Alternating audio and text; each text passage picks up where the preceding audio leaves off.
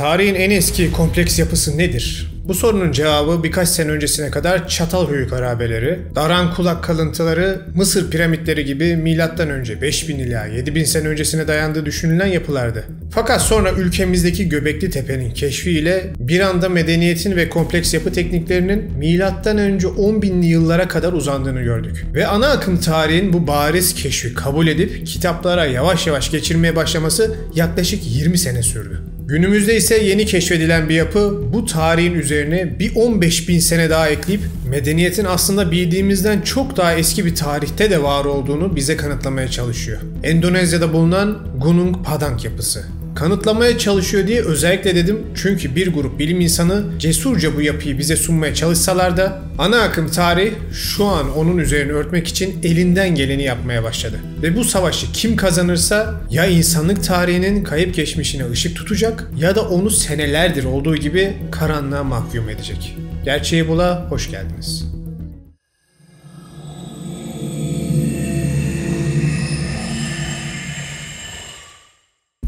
Tarih, yaptığı keşfin nedenli büyük olduğunu anlamayan ya da o dönemin etkin güçleri tarafından baskılandığı için hasır altı edilen insanların sayısız hikayesini bize anlatır. Mesela Nikola Tesla'nın elektrik teknolojileri konusundaki çalışmaları. Mesela DNA'nın çift sarmallı yapısını ilk keşfeden bilim insanlarından olan Rosalind Franklin. Sadece bir kadın olduğu için keşfi önemsenmemiş ve aynı buluşu yapan James Watson ve Francis Crick Nobel ödülü alırken Rosalind'in ismi bile anılmamıştır. Bu örnekleri gerçekten sayısız şekilde arttırabiliriz. Bu arkeoloji dünyasında da böyle olmuştur. Göbekli Tepe'yi aslında ilk İstanbul Üniversitesi keşfetmiştir. Ama alanı önemsiz olarak sınıflandırıp çalışmaları durdurmuşlardır. 30 sene sonra Heidelberg Üniversitesi'ndeki Klaus Schmidt önderliğindeki çalışmalar sayesinde Göbekli Tepe tarih sahnesindeki yerini almıştır.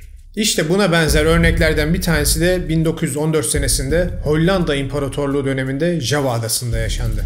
Bölgeye yıllar önce yerleşen koloniciler seneler geçtikçe ormandan arındırılmış bölgelerde yayılmaya ve yerel halkın efsanelerini öğrenmeye başlarlar. Bunlar arasında bir tanesi 1914 senesinde Hollandalı tarihçi Nicolaas Johannes Crom'un dikkatini çeker. Bölge halkı tarafından bir kahraman, bir tanrı olarak görünen Ki Sandang'ın hikayesi.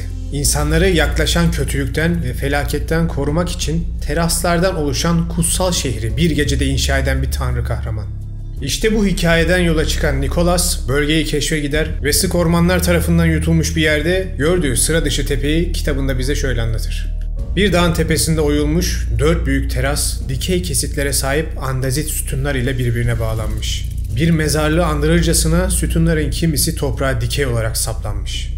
İşte bu rapor ve detayları 1914 senesinde İmparatorluğun Eski Eserler Başkanlığı'na gönderilir ve bölgeye araştırmaları yoğunlaştırmak için ekip ve malzeme gönderilmesi talep edilir. Fakat kaderin başka planları vardır ve Hollanda İmparatorluğu bu talebi hiçbir zaman yerine getiremez. Çalkantılarla geçen senelerden sonra 1949 senesinde Endonezya bağımsızlığına kavuşur ve değişimin karmaşası içinde geçen senelerden dolayı hem mektup hem de bu şehrin varlığı hafızalardan silinir gider. Ama biraz önce de dediğim gibi kaderin başka planları vardır. Aradan geçen 30 seneden sonra ormanda dolaşan yerel halktan 3 Javalı genç kulaktan dolma bilgileriyle öğrendikleri dev basamaklı tepeyi tesadüfen keşfederler ve hemen yetkililere durumu bildirirler. İşte bu 3 gencin tesadüfen yeniden keşfettikleri tepe günümüzde insanlık tarihinin belki de tekrardan baştan yazılmasına sebep olmak üzere.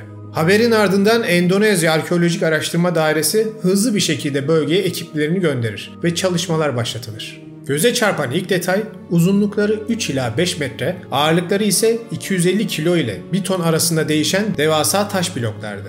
Alanı kaplayan binlerce taşın insanlar tarafından yapılmadığı bir gerçekti. Çünkü taşlar doğal olarak oluşan volkanik andezitti. Onlara bu ikonik şekillerini veren de bu olaydır. Hatta bu tarz sıra dışı kaya örneklerini İrlanda'daki Devlerin Yolu'nda ve Kaliforniya'daki Şeytan Tepesi'nde de görebiliriz. Taşlar doğal olabilir ama yaklaşık 50.000 tanesinin orada olması hiç doğal değil. Bölgeye en yakın volkanik dağ 50 kilometre ötedeki Pangrango Dağı'dır ve bu sütunların volkanik akıntıların donması sonucu olduğunu unutmayın.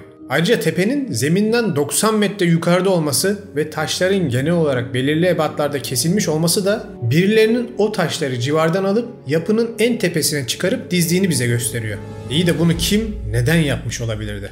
Araştırmalar ilerledikçe arkeologlar kayaların ilk başta düşündükleri gibi orada doğal şekilde oluşup dağılmadığını daha iyi anladılar. Çünkü taşlar nizami şekiller ve istinat duvarları oluşturacak şekilde tepenin üstünü bölgelere ayırmıştı. Yani o taşları oraya getirenler bir zamanlar orada cidden büyük bir yapı yapmışlardı. 5 terastan oluşan 370 basamak ile birbirine bağlanmış 2700 metrekarelik bir yapı.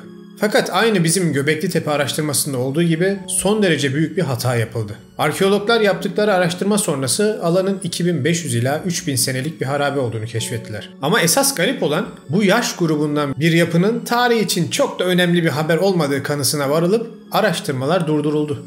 Yani 2500 senelik yapıya bile burun kıvıracak kadar Endonezya Arkeoloji Başkanlığı ne ara keşif yaptı onu da anlamak zor. Fakat 2012 senesine geldiğimizde hikaye bir anda bambaşka bir hal almaya başladı. Çünkü arkeologlar yapının 2500 senelik olan kısmının sadece yüzeyi olduğunu anladılar. Ve oradan derinlere doğru kazmaya başladıklarında insanlık tarihi de değişmeye başladı. Jeolog Danny Hillman ve Ali Ekber, kendi dallarında saygı gören iki modern ve cesur bilim insanı. Özellikle cesur dedim, nedenini birazdan anlayacaksınız. İkilimizin yönettiği kazı ekibi teknolojik cihazların yardımı ile araştırmalara yeniden başlarlar ve bölgede katman katman kazı çalışmalarını genişleterek daha derinlere inmeye başlarlar. Ali Ekber 4 metre kazdıklarında tepenin altında kalmış bir kültür katmanı bulduklarını ve yaptıkları karbon analizlerine göre katmanın M.Ö. 5200 senesinden kalma olduğunu söyler. Fakat ilginçlikler bunlarla da bitmiyor. Ekip bölgenin alt katmanlarını daha iyi analiz etmek için yer radarı, sismik tomografi ve karotlu sondaj gibi ileri teknikleri kullanarak bölgenin 3 farklı katmanı olduğunu keşfederler. İşleri daha ilginç hale getiren ise derine inilen her katmanda hem insan yapımı kalıntılar bulmaları hem de geçmişe doğru zamanın çok daha eskiye gitmesiydi.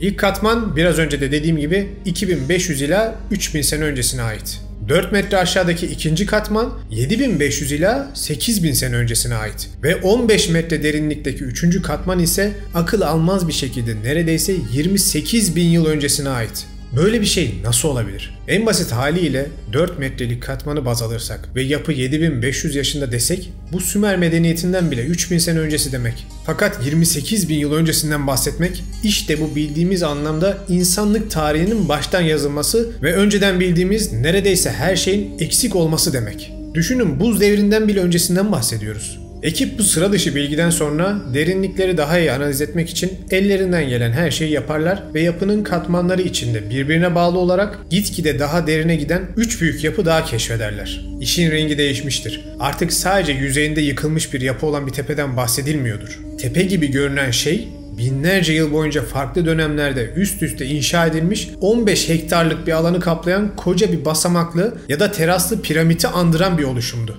Danny Hillman bulgularını açıklarken derinlere indikçe daha sofistike hale gelen insan yapımı bir yapıdan bahsediyoruz. Kıyaslandığı zaman Mısır'daki piramitler ve Avrupa'daki dev megalitler ile yarışacak kayıp bir uygarlık tarafından inşa edilmiş bir yapı. Biliyorum çılgınca ama veriler gözümüzün önünde durmakta demiştir. Endonezya hükümeti bu çığır açıcı arkeolojik verilerden sonra bölgenin araştırmasına para yağdırmaya başlar ve hatta bizzat Endonezya ordusu da bölgenin düzenlenmesi ve korunması için devreye girer.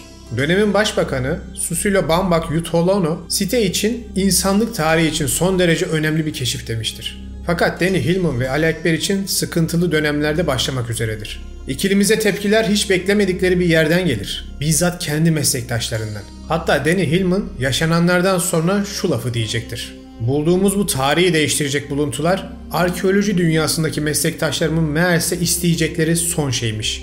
Keşfin popüler hale gelmesi ve hükümetin bölgenin araştırması için yüklü miktarda para ve iş gücünü bunun Padang'a aktarmasından ötürü ülkedeki diğer pek çok akademisyenin bütçeleri kısılır. Tabi arkadaşlar burada insanların senelerce ödenek alıp taş üstüne taş koymadan o paraları cukkalama durumu da var. Zaten itiraz eden tiplerin de çoğunun ne halt olduğunu birazdan anlayacaksınız. Bizzat politik lobi faaliyetleri yapan ve tüm güçlerini kullanan proje karşıtı arkeolog ana akım akademisyenlerin proje hakkında istedikleri tek bir şey vardır. Araştırmaların tamamen durdurulması. Evet, net bir şekilde istek sadece buydu.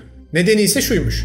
Bölgede 5000 seneden daha eski hiçbir şeyin mantıken olamayacağı. Çünkü tarihi olarak kompleks yapılar yapabilen medeniyetin Sümerler ile başlamış olması. Sadece bu. Bunun dışında ne bir bilimsel antitez, ne bir makale, hiçbir şey sunmamışlar. Sümerlerden önce herhangi bir gelişmiş medeniyetin olması mantık dışıymış. Adamlar orada farazi iş yapıyorlar. Siz de bütün bütçemizi onlara yönlendiriyorsunuz diye isyan etmişler. Bilim yozlaşıyor mu videomda size ne dediğimi tekrar hatırlayın. Senelerce dirsek çürütmüş, kendilerince ortam yapmış. Düzeni olan ana akım akademi asla ve asla değişim istemez ve bunun karşısında durur. Burada da bu tezim sanırım bir kez daha kendini kanıtlamış oldu.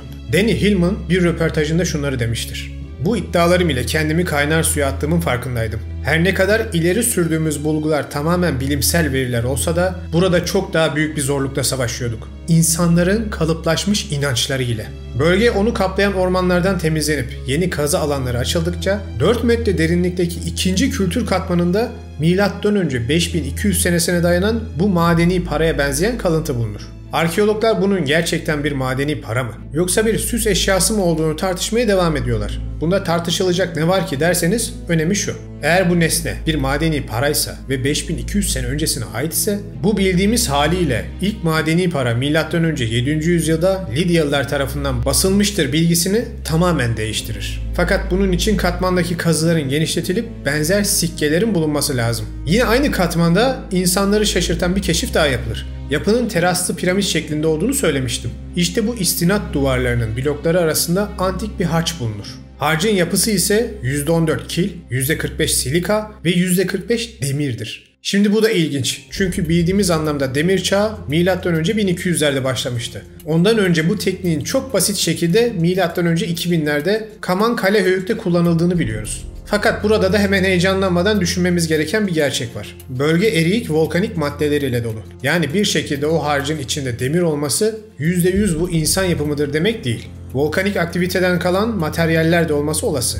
Dediğim gibi daha derinden incelenmesi gereken bir olay. Kalıntılarla ilgili ilginç bir bilgi daha vermek istiyorum. Gunung Padang'ın anlamı aydınlanma tepesi demektir. Ve bunu ruhani bir şeyi belirtmek için demişlerdir. Çünkü efsanelere göre bölge çağlar boyunca ruhani aydınlanma ritüellerinin ve ayinlerinin yapıldığı bir alan olarak bilinirmiş. Tabi bu ayinler kaç senedir yapılıyordu. Kökeni nereye dayanıyordu şu an bilmiyoruz. Çünkü modern dünya yapıyı sadece 100 senedir biliyor.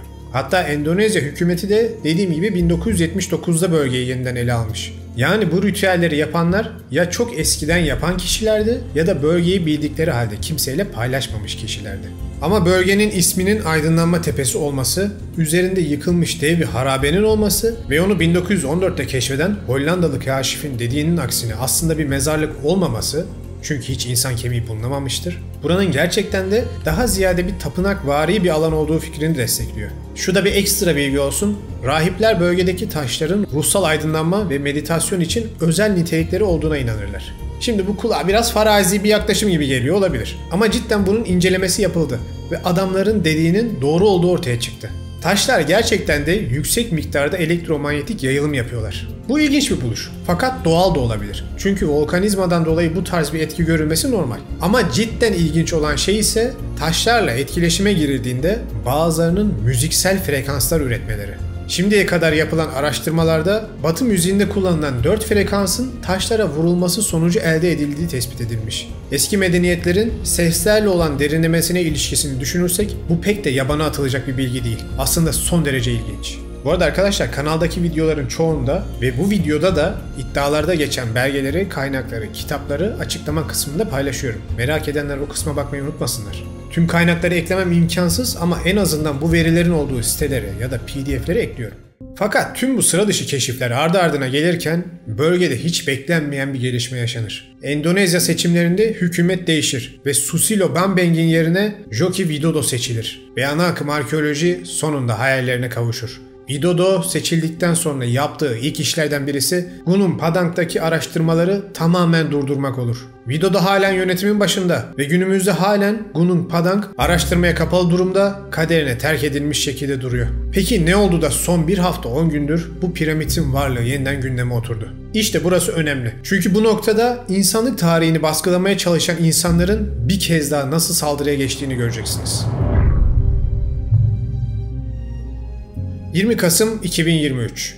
Danny Hillman'ın Gunung Padang hakkındaki tüm verileri içeren makalesi akademik camiada yayınlanır ve işte bir anda olanlar olur. Haber anında sosyal medyada ve bilimsel sitelerde yayılmaya başlar ve insanlar arasında Gunung Padang tartışması tekrar alevlenir. Hatta ben de bu videoyu sizden gelen konuyu araştırır mısın lütfen talebi üzerine yapıyorum.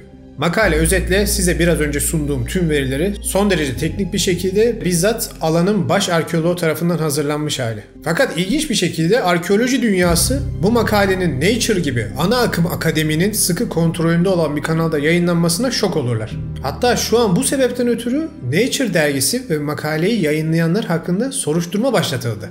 Bakın bilim insanları işlerine gelmeyince diğer bilim insanlarına nasıl saldırıyorlar? Çok güzel bir örneği şu an canlı yaşanıyor. Mesela saldıranlar arasında Cardiff Üniversitesi'nde görevli arkeolog Flint Dibble da var. Kendisi makaledeki taşların nizami şekilde istinat duvarı yapmak için kullanılması olgusu hakkında son derece bilimsel olan şu antitezi sunmuş. Kelimesi kelimesine söylüyorum. Yuvarlanan kayalar doğal olarak kendi kendilerine bu şekli oluşturmuş olabilirler. Şimdi size adamın doğal olarak yuvarlanan taşların oluşturduğu dediği şeyi göstermek istiyorum.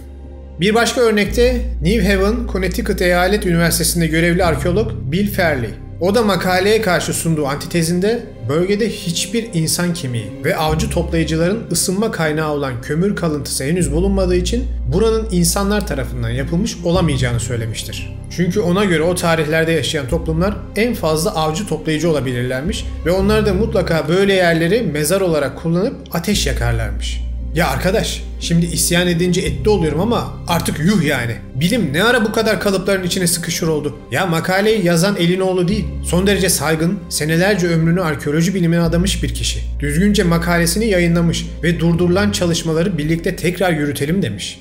Ama ya adam haklı. İddialarını biz de kendi tekniklerimizle inceleyelim. Gidip orada işimizi yapıp kazı çalışmalarını ortak akıl ile birlikte yürütelim. Belki insanlık tarihine ait bazı yeni bilgiler öğreniriz demek yerine makaleyi paylaşan ve yayınlayan kurumlara soruşturma açılmış durumda. Taş kendi kendine yuvarlandı, istinat duvarı oluşturdu diye antitez mi olur arkadaş? Ya seviye buralara kadar mı düştü yani? Nerede kaldı bilimsel merak? Nerede kaldı yeni ufukları keşfetme aşkı? Olay doğrudur, yanlıştır, orasını tartışmıyoruz bile. Belki gerçekten de sadece 3000 senelik bir kalıntıdır. Ama bu bile aslında araştırmaya değer bir olgu iken neden meraklı meslektaşlarına bu denli saldıran insanlar var? Bence bunu iyice bir düşünün derim. Düşünün ki Batı'nın bize dayattığı yalan tarihi neden bu denli sıkı bir şekilde korumaya çalıştığını siz de anlayın. Neyse. Bu isyanımdan sonra gelin biraz da bölgenin sırlarını ve Gunung Padang'ın aslında çok daha büyük bir şeyin parçası olabileceğini bize sunan mitleri ve uç bilimsel teorileri inceleyelim. Sinirlendik, biraz kafamız dağılsın.